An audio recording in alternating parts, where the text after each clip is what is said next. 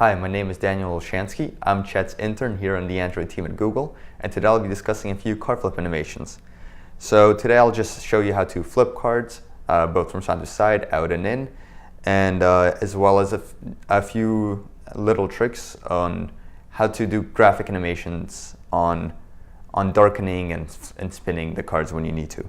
The main trick to today's animation is going to be the fact that after every single animation, we're going to update the layer parameters such that future animations are not going to be dependent on the values of previous animations. So we'll be animating the properties, but then at the end of every single animation, we'll be setting them all back to 0, such that any future animations won't be dependent on what has been done before. So going straight into the demo, here we have a stack of red cards. I can use touch events to flip it from right to left. Similarly, I can flip it from left to right. The speed at which this animates is actually dependent on the speed at which I fling it. You can also swipe down to open a stack of cards, or swipe back up to close a stack of cards. It applies to both stacks. Or if you tap on a stack, then there's little delayed animation showing you how to rotate a full stack of cards completely. So jumping straight into the code, there's a lot of boilerplate code that you can look into where you handle all the touches, determine which way I'm flinging and things like that. But the interesting things happen here in card view. So scrolling down, initially, one of the things you need to note is that views and in turn image views have this property called set camera distance. So what this actually lets you do is set the position along the z-axis of how far you want to be from the actual animation.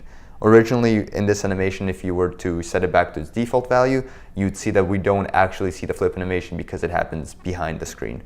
After that, we retrieved the bitmaps that we use for the front and the back of the cards, and keep going down. Here, this is important to note. What we're doing to the bitmap drawables is adding a 1 pixel transparent border, and the reason we're doing this is when you're rotating a rectangle within some view, the edges don't actually have any values that they can retrieve outside the boundaries of the rectangle. So you end up getting these very jagged edges when you rotate a rectangle. But this problem can be very easily abided simply by having a 1 pixel transparent border. And it's done right here. And then you'll see that the edges are actually smooth as you rotate the cards. Then there's two methods, flip from left to right and flip from right to left. Before we actually call the flipping animation, we need to set the pivot. By default, the X and Y pivots of all views are along the center. So if you were to rotate it, it would only rotate about its center, but setting these manually would give us more precision as to how we want to animate it. Then there's a method called flip horizontally after we set the pivot. What this does is set up use property values holder, object animators, and things like that to actually animate the rotation of it from along the y-axis by 180 degrees. We also add a translation animation such that when it finishes animating, it's in the correct offset within the corresponding pile that it animated to. And what we're also doing is adding an update listener such that as it's animating, we need to make sure when it reached a halfway point, and at the halfway point, we want to switch the drawable from the red bitmap to the blue bitmap or the other way around because it's on the other side now. Going down furthermore, I'm setting up a few keyframe animations on a property called shadow. This is a custom property used to darken the image as it's animating, which I'll show you in a second. Scrolling down even more, I set a duration using the velocity passed in from the fling, and then use an animator set to play all of these together. At the end of the animation, I need to update the bitmaps and set some default values back to their default values. So like I said, I'm animating a custom property called shadow. So since my string is shadow, my object animator is going to look for a property on that target called sat shadow right here. And all I'm doing here is using alpha blending in porter.def mode multiply. And all this does is just darken the image as it's animating, and that's how you get that shadow-like effect. Toggle front showing simply switches the red and blue bitmaps. Switches the flag determining which bitmap you're using, and there's some more very simple boilerplate code to do some setup things here as well. So the thing is, in on draw, when I'm flipping my card, instead of actually creating a new bitmap that's horizontally mirrored from my original bitmap, all I'm really doing is concatenating my canvas with a matrix that does that exact same thing. So this way, it's a lot more efficient, doesn't use as much memory, uses the exact same bitmap, but I'm still able to achieve that horizontal mirroring effect of the image after I've actually flipped it. And the reason I need to do that is because in update layout parameters, I set the rotation X and Y back to 0. That's what I'm trying to do here. I'm trying to make any future animations be independent of what they were before.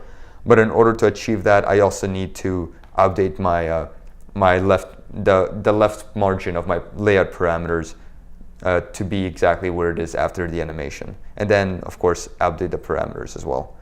So this, in conjunction with customizing the canvas when I need to, lets me achieve this whole independence effect after every single animation. Again, some simple code to offset it where I need to, switch the bitmaps. And then, so here it is. Here's the code for rotating the actual card. What this does is determine what angle I should rotate it by depending on how far the card is down the stack. And then I simply return an object animator that rotates that view by that angle. The other thing that I can also do is when I tap on a card and all the cards flip in a circle with a certain delay between them, it's almost the same animation, except the angle is always 360 degrees. But the other thing to note is that you need a start delay. The cards on top start animating almost immediately, whereas the cards underneath only start animating when all the cards above that card have already gone past a certain point in the animation. So I add a different start delay depending on where the card is, and then I play all those animations together. And the other thing, so that's how you actually get the animations for every individual card. And if you look in the Cardflip activity, which is the main activity, all I'm doing here is looping through all my cards. When some stack has been tapped, I'd retrieve that object animator that I can get from my card view. And the other thing I'm doing is bringing that child to the front. So depending on how I've been flipping the cards, I don't exactly know whether all the cards on the right stack are on top of the cards on the left stack. So I'm just sequentially calling bring child to front to change the Z order of all the cards in the stack that I'm animating. And the other thing you need to do is always call request layout after you've called bring child to front in order for those effects, in order for that change to take effect. Otherwise, you'll have to wait for the child to be brought to front until somebody has requested a layout on your view. Very similarly, in order to achieve the full card rotation, I am retrieving the object animators from all the cards, bringing the objects to front, and doing almost the exact same thing, except with a different object animator which I can retrieve from my card view. So that's pretty much how you can flip cards, rotate them, and animate them in different ways. Thanks.